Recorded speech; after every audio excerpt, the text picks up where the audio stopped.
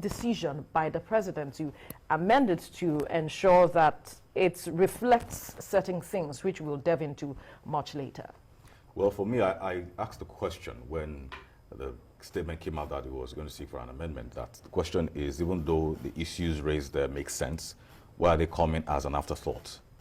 Because it's been on his desk for a very long time. We've been talking about the PIB for decades, which has now become the PIA, thankfully, because the PIB was practically part of our vocabulary in this country. So the question now is, why is it coming as an afterthought? Well, for me, I would say that we're here now, and the reasons that they're giving make sense, like I said, and hopefully they are the reasons why they want them amended, saying that they want more inclusion in terms of representation from all the geopolitical zones. So yes, we are hoping that it is true and that the reasons are legitimate, and we will see effective management in terms of the administration of these two organizations. Right. Let me come to you now, Obani. Inclusion is the reason why the president is calling for this amendment. Like he pointed out, this issue of Petroleum Industry Act, before it became an act, had been on the front burner for a long time. And all of a sudden, it's seeming like an afterthought. Is that what you think it is, from your point of view? Absolutely, it's not an afterthought. For me, it's a reflection of the country we find ourselves in. I remember vividly that Senate President Bukola Saraki said he started this petroleum industry bill that Buhari refused to assent to. And you remember this current administration, I mean the current Senate and the National Assembly, as it were always coming out to say they will ensure that the oil sector is properly deregulated. And just like as every parent that sends his kids to school, the only way you know whether your children are performing or not is when they present their results. And this is the result that the National Assembly has provided to us, which shows clearly that the problem we have in this country is not a law. And I've said it at every level, that who are the people that make this law and who are the bureaucrats that these people employ. I'm sure the Senate President has a legal advisor, the Cerebral National Assembly Working Committee, and what have you. So if our National Assembly, after cooking this thing from the 8th Senate to this 9th Senate, could actually come out with a bill that the executive could still find loopholes, that we all agree that is essential. And I don't want to be too abrasive on this current government, but I would say that for me, the PIB is what we call DOA, is dead on arrival. Because if, the president has every right to seek for amendment, and he could pass the law. So there's a school of thought that would say, why would the president have rejected it outrightly that this is not? But since the Constitution allows for amendment, but it's a shame that after taking a lot of resources to present this bill, we are still going back to use the same taxpayers' money. And nobody is going to be found culpable of ensuring that what we have to know, because what we are doing as PIB is not something new. Right. It is practiced somewhere else. So what we're saying is that even reviewing other people's documents, existing institutions, or how private entity works, as a government, as a people, and as a 369 member of the Senate, 109 member of the Senate plus 360 counterpart in the House of Rep, has failed us. That's the sincere truth. And if it were to be you and I that were given a responsibility to take, and we fail in this responsibility, our employers will fine us. Right. That's the sincere truth. So what is done now is what we call in our local palace, they call return job. And when you have a return job back to your mechanic or to your whoever you're missing, you don't pay. But in our own case, we are going to do a return job, and these guys are going to also pull again from the resources that is mega. It's unfortunate, and I feel the member of National Assembly to feel ashamed of themselves for producing a document that under 1 month we are beginning to bring out the loopholes. A document that, as according to the president, was unbalanced and didn't reflect geographical representation, which is, and they know that this is what they are there for. You are there to represent your people, and yet you couldn't reflect that on a document. Exactly, which is the conversation we've been having from time immemorial, that do they really understand why they are there? Because you are there to represent a people. I mean, that's literally your primary responsibility. That's the only reason why you're sitting in those hollow chambers. So if you have a document that we believe that all of you have had a lot of conversation over, you've had arguments, you've had conversations, you have to make compromises, debates, a lot of mudslinging, a lot of money spent, because that is very important, because now we're saying that we're broke. A lot of money has been spent on it, and then in the end, it doesn't reflect the interest of your people. I'm sorry, what are you doing there exactly? Right. Can you really justify the cost for your employment? Because that, for me, is your primary responsibility, representing and reflecting the wishes of your people.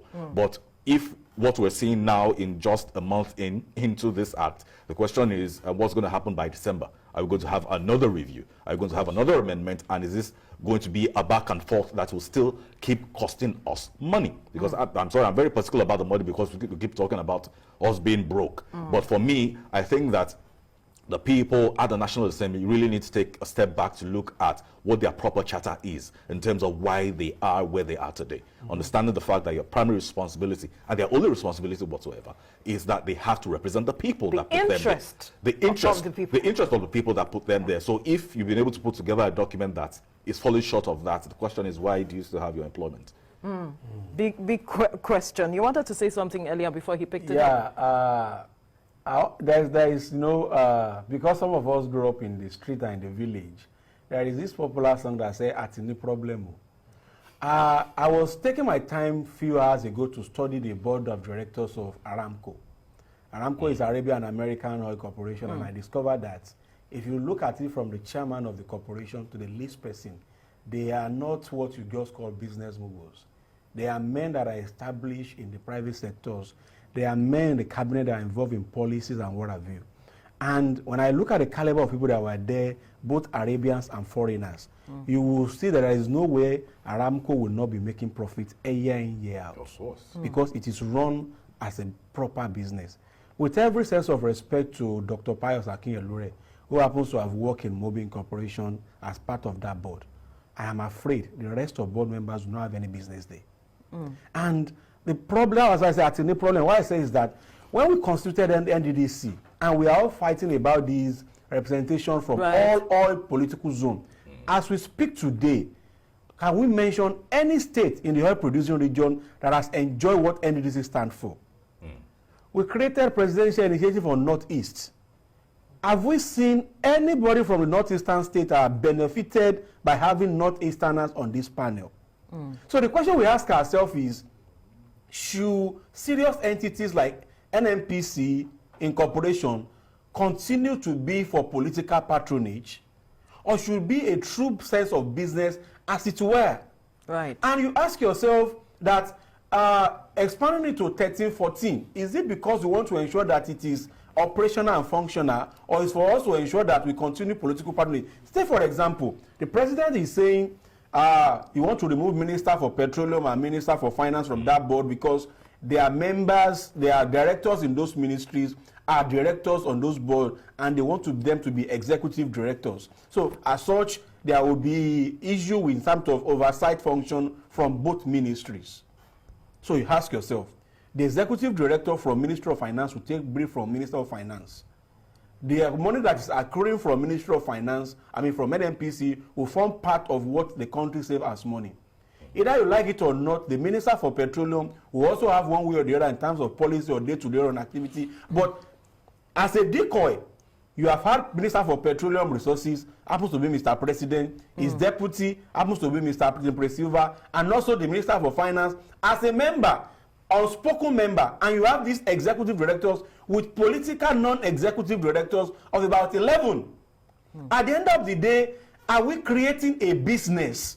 Because if an MP is supposed to be a business or a joint venture is supposed to generate money, I think our interest should be to get people that are already knowledgeable in that industry, and that have trajectory in business environment that have been profitable. So because it is being politicized, those positions, it is hampering the business itself. Of course, we are not doing business, because what we are doing now is that we are doing patronage. You have called a politician that has lost elections severally to come and become a chairman of a board. You will see very soon, whoever becomes the Senate president or whoever becomes the House will be ensuring that their village people, see what's happening in the NDDC.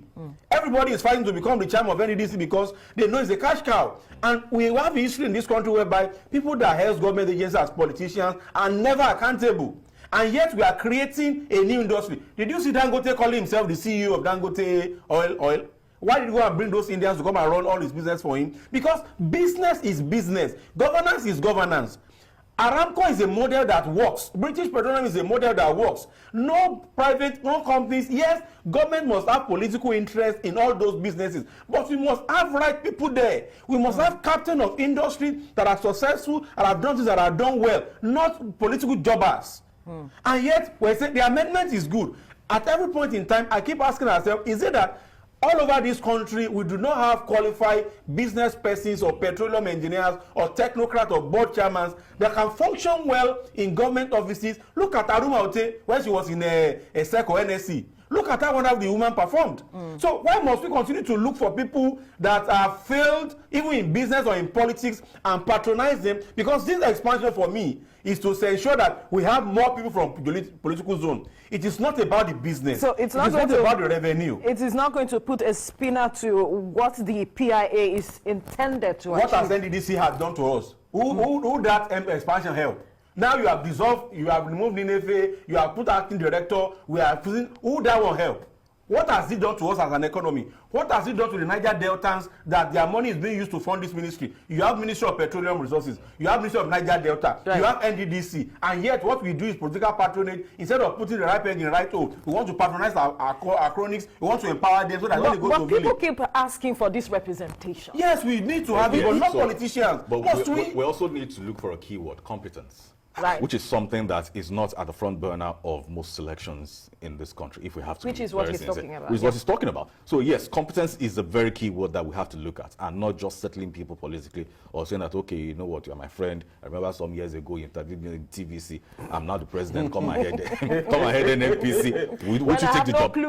Won't you take the job? I will take it. So that's what we're saying. So yes, so the key word, so the key word is competence, and that's something that we haven't quite seen so far in how this country has been run at various levels. I mean, we're just talking about the National Assembly and this particular subject that led to this conversation. Competence. Can you say that you're a competent lawmaker when certain loopholes are being found just off the bat? Can you say you're competent? All of you, can you say you're competent? And can you say that you're competent at various levels to say that, okay, either you're elected or you're appointed into some part of the government? Can you beat your chest and say that, yes, you're properly competent for this role? Are you surrounding yourself with competent people? Even though if you're not competent, why are you listening to advice from the competent people that you have around you? So that's, for me, is the main key word. Either we have people from all the political zones or from all the states. Are they competent people? Because either we like it or not, even the business of government itself, not just NNPC, is a business. We have to run it like a business.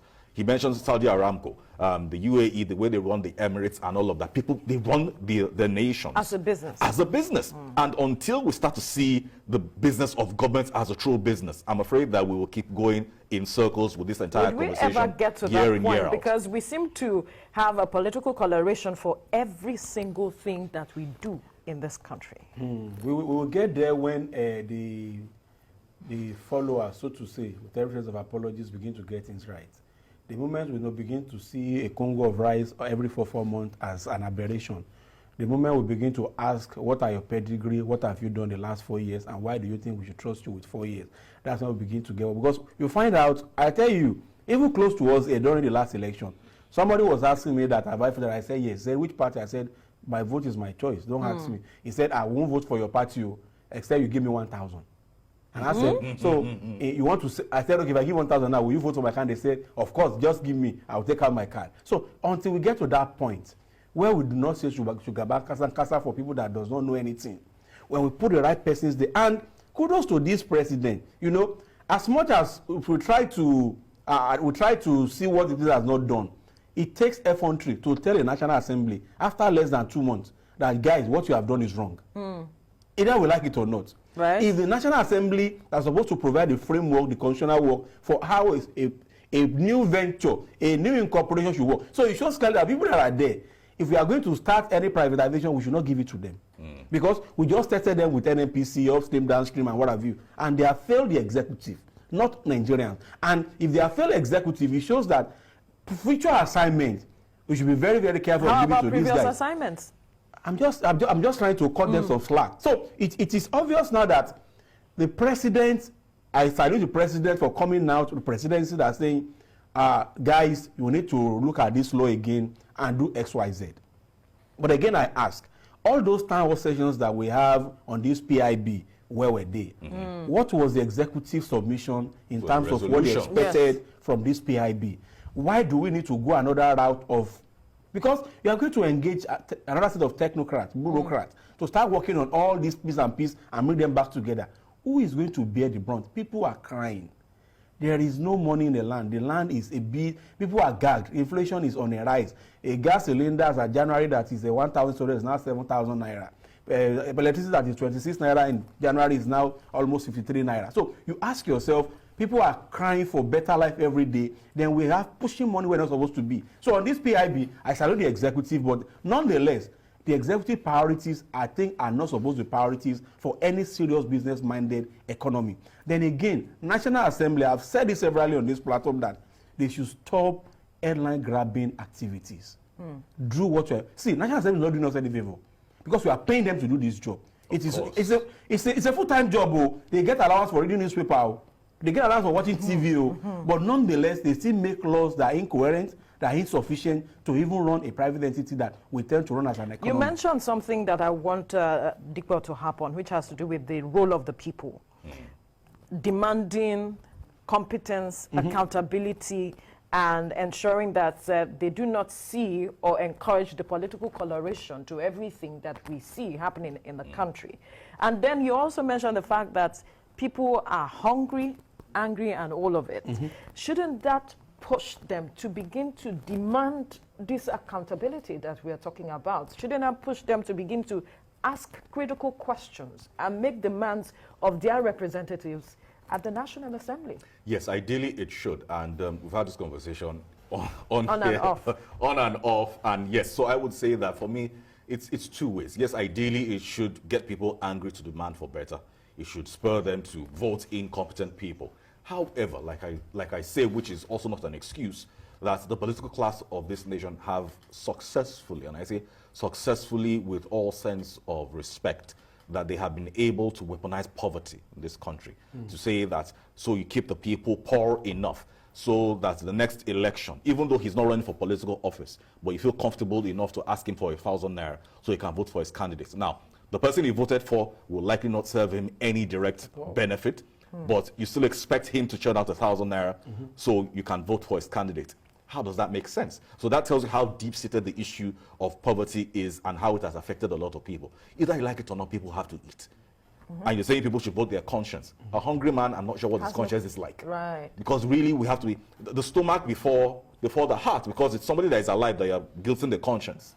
So we have to face that reality that they have been able to successfully weaponize poverty. But that being said, I believe that the onus is for a lot of us that have this self-awareness, and I say that with every sense of humility, to also look into our environment and find people that we can communicate with. We have people that come around us, the plumbers, the carpenters, the masons, the artisans, the people that we interact with on a day-to-day basis, to see how we can have conversations with them, to see how we can educate them on being politically conscious. Because in the end, the 5,000 naira, the 1,000 naira, the 2,000 naira you get today to vote for somebody is 20 million naira that is going to steal from your account. Is the future of your children that is going to steal. Is your healthcare that he's going to that the person is going to steal. Right. So it's enough. It's not enough for us to keep having these conversations here, but we need to go out there.